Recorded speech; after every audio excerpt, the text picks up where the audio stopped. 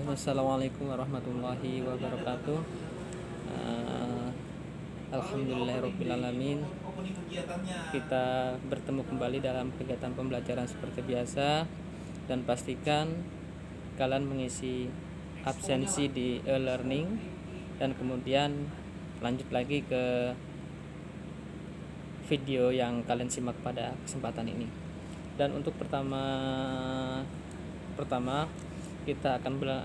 Bapak akan menyampaikan tentang teks eksplanasi yang menjadi kewajiban kita untuk materi selanjutnya. Nah, perlu akan ketahui mungkin teks eksplanasi ini adalah sebuah teks pembelajaran yang sudah kalian pelajari di kelas 11 dan Bapak yakin kalian paling tidak mengerti ataupun paham karena ini memang sudah pernah disampaikan. Oleh karena itu tidak terlalu sulit Bapak untuk menyampaikan atau mengulang kembali teks ini. Nah, perlu digarisbawahi ketika kita belajar tentang teks eksplanasi itu berarti kita belajar tentang memahami proses-proses terbentuknya sesuatu. Katakanlah fenomena-fenomena alam atau fenomena sosial. Contoh, kenapa sih kita ini daring? Kenapa? Karena kita ini tertimpa musibah COVID-19. Jadi kita kena virus. Jadi asal mulanya seperti apa?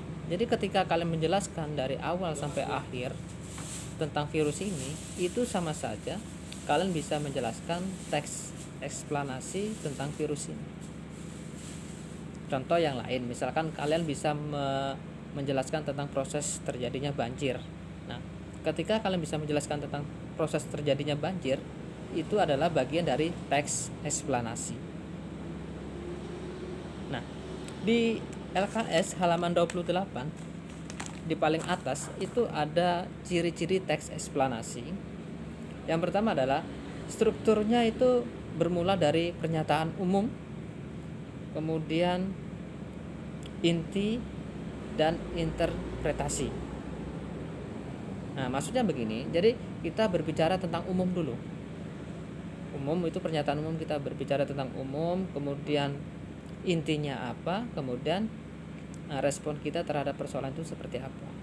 Misalkan banjir terjadi lagi di bulan ini.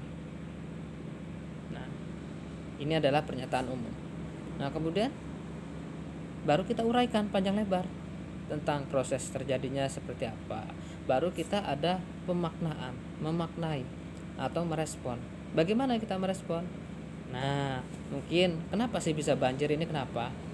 Jadi kita bisa berargumen atau kita berpendapat bahwa banjir ini disebabkan karena satu, mungkin karena penebangan hutan, membuang sampah sembarangan, ya kan? Tidak pernah membersihkan selokan. Nah, ini adalah bagian dari argumen. Kemudian yang kedua, ciri yang kedua adalah kita membuat informasi berdasarkan fakta. Jadi kita harus ketika kita memberikan informasi di dalamnya kita harus berdasarkan fakta. Ketika kita berargumentasi berarti kita harus didasari dengan fakta. Contoh, jangan membuang sampah sembarangan. Tapi faktanya banyak di sekitar kita orang membuang sampah sembarangan. Nah, faktanya lagi jangan menebang hutan sembarangan, tapi di perusahaan-perusahaan itu diizinkan untuk menebang hutan. Ini adalah fakta-fakta. Ya, itu. Nah, ini adalah bagian dari struktur yang pertama. Yang kedua adalah membuat informasi berdasarkan fakta. Jadi informasi yang dimasukkan itu harus berdasarkan fakta. Nah, maksudnya fakta itu adalah informasinya bisa terdapat dari koran, bisa ditayangkan dari media TV, bisa kita dapat dari artikel-artikel ataupun informasi-informasi yang sifatnya akurat di dalam HP, misalkan dari internet. Itu adalah sumber informasi yang berupa fakta. Nah, kemudian memuat informasi yang bersifat keilmuan. Artinya begini, ketika kita berbicara tentang banjir, berarti kita berbicara tentang keilmuan dalam menangani banjir.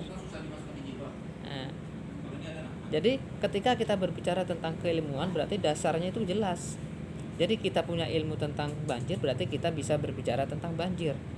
Jangan kita mau berbicara tentang banjir tapi kita berkecimpung di bidang yang lain. Nah, itu sesuatu yang salah. Ya, itu. Jadi perlu Bapak ulang lagi bahwa secara umum ya, strukturnya itu dimulai dari pernyataan umum, kemudian deret penjelas dan penutup atau interpretasi. Jadi pemahaman kita terhadap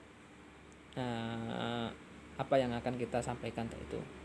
Jadi ini adalah bagian struktur teks eksplanasi yang perlu kalian perhatikan.